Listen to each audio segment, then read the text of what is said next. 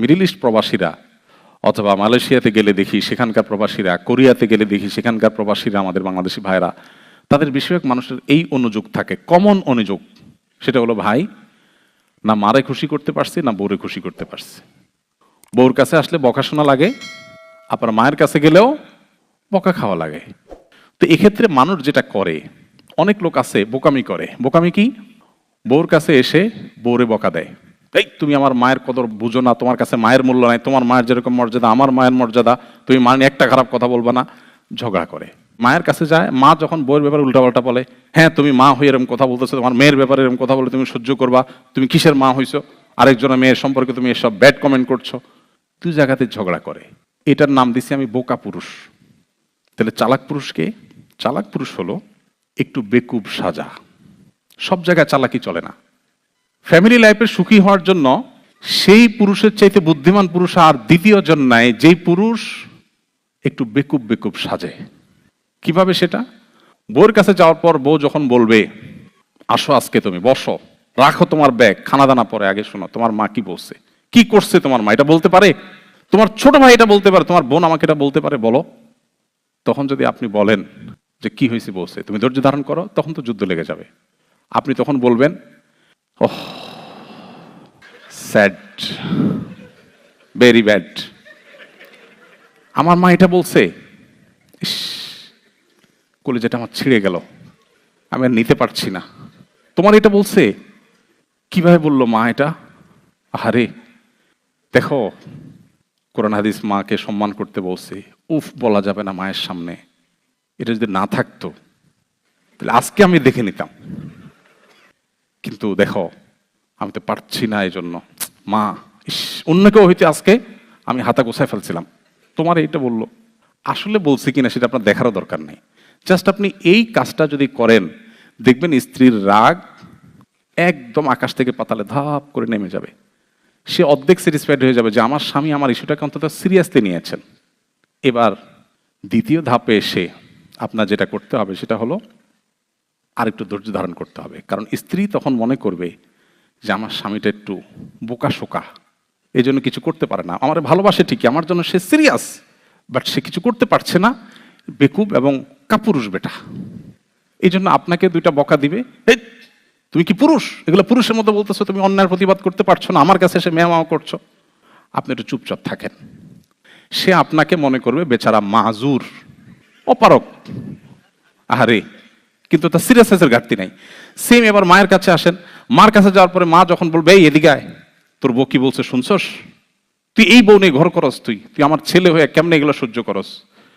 মায়ের কাছে যায় বলেন, মা শরীয়তে যদি বউ পিডানো জায়েজ হইতো তো আজকে আমি হাতা গোছাইছিলাম মা, বাট আমার রাসূল নিষেধ করেছেন, তিনি কখনো কোনো নারীর গায়ে হাত তোলেন নাই, পরের মেয়ে, আমি তো পাগল হয়ে যাচ্ছি মা, কি করবো এগুলো, কিভাবে সম্ভব এগুলো।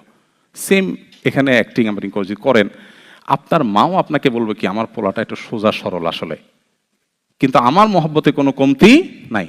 আপনি দেখবেন দুইজনের কাছে বোকা সাজলেন, কিন্তু দুইজনের কাছে আপনি সেফ থাকবেন। এখন মুশকিল হলো মহিলারা শুনে গেছে, বাসায় যায় অ্যাক্টিং করে কোনো লাভ হবে না, বাসায় গিয়ে এই অ্যাক্টিং করবেন, ধরা খাবেন। আমি একটা পলিসি শিখে দিছি, ওইটাই হুবহু অ্যাপ্লাই করতে হবে, নট লাইক দ্যাট। আপনি দু একটা আবিষ্কার করেন, আপনি এটা অ্যাপ্লাই করতে গেলে তো বলবেন, ও চান্দু ওই মৌলভী সাহেব শিখে দিছি ওইটা করছো না, সো ওইটা আপনি অ্যাপ্লাই করতে যাবেন না, কিন্তু আপনাকে বের করতে হবে। ফ্যামিলিগত ইস্যুতে অনেকে আছেন যে খুব বুদ্ধিদীপ্ত ডিসিশন নিতে পারেন এবং ধরা খান। সৌদি আরবের একজন স্কলার আছেন ডক্টর আইজ আল কারনি, আপনারা অনেকে নাম শুনেছেন, খুব জনপ্রিয়। তার একটা বক্তব্যে তিনি বলেছেন যে আমি একটা ইউনিভার্সিটিতে একটা প্রোগ্রামে, এখন ছেলে মেয়ের মধ্যে, স্বামী স্ত্রীর মধ্যে বন্ডিং সেরকম ভালোবাসা নাই, বোঝাপড়া নাই, আগের মতো ধ্বংস হয়ে যাচ্ছে, গোটা মানব সভ্যতাই ধ্বংসের দিকে যাচ্ছে। তিনি বলেন যে আমি একটা বুদ্ধি দিলাম, অনেক দিন পরে ওইরকম একটা অনুষ্ঠানে আমরা জিজ্ঞেস করলাম আমার এই বুদ্ধিটাকে অ্যাপ্লাই করেছেন কিনা, একজন বলে আমি করেছি, খুব ভালো ফল পেয়েছি। বুদ্ধিটা কি? উনি বললেন যে বাসায় ঢোকার পর লাইটের সুইচ বন্ধ করে দিবেন এবং ওয়াইফকে বলবেন যে দেখো লাইট একসাথে দুইটা থাকার কোনো মানে নাই, তুমি থাকতে আবার এখানে লাইট জ্বলবে, অপচয় কেন করব, এটাই তো যথেষ্ট। শরবত বানায় নিয়ে আসলে বলবেন খবরদার চিনি দিও না, কেন, কবে থেকে সুগার খাওয়া ছাড়ছো? না, সুগার খাওয়া ছাড়ি নাই, তুমি আঙ্গুলটা চুয়াই দাও একটু, দ্যাটস এনাফ। এটা চিনির চেয়ে বেশি মিষ্টি হয়ে যাবে ইনশাল্লাহ আমার কাছে।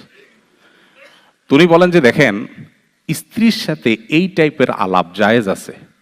হাদিসে শুনছেন না আপনারা, বউয়ের সাথে মিথ্যা বলা জায়েজ? এর মানে এই না যে আপনি বাজার থেকে $20 দিয়ে মাছ এনে বলবেন আমি $5 দিয়ে কিনছি। বেশিরভাগ মহিলারা, আমাদের দেশে মহিলাদের কথা বলছি, টেন্ডেন্সি হলো জামাইয়ে কেনাকাটা করে যদি ধরা খায়, তো ধরা খায়া বেচারা যদ্দুর কষ্ট পায়, বউয়ের বকা খায় তার চেয়ে বেশি কষ্ট পায়। কারণ বউ তারা গোষ্ঠী উদ্ধার করে যে একটা জিনিস পর্যন্ত কিনা শিখায় নেয় তোমার মা, এটার দাম এত।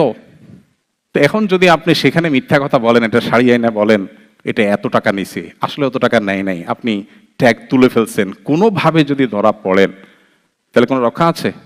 তো এই জন্য শরীয়ত ওই রকম মিথ্যা বলতে পারে না। মিথ্যা বলো কি, তুমি চাঁদের চাইতেও সুন্দর, আর চাঁদের চাইতে উজ্জ্বল মানুষ হয় নাকি আবার? কিন্তু এই কথাটা আপনি একটু বাড়ায় বললেন, এবং এটা কিন্তু আসলে অভিনয় না, ভেতর থেকে আসলে এটা ধারণ করা দরকার।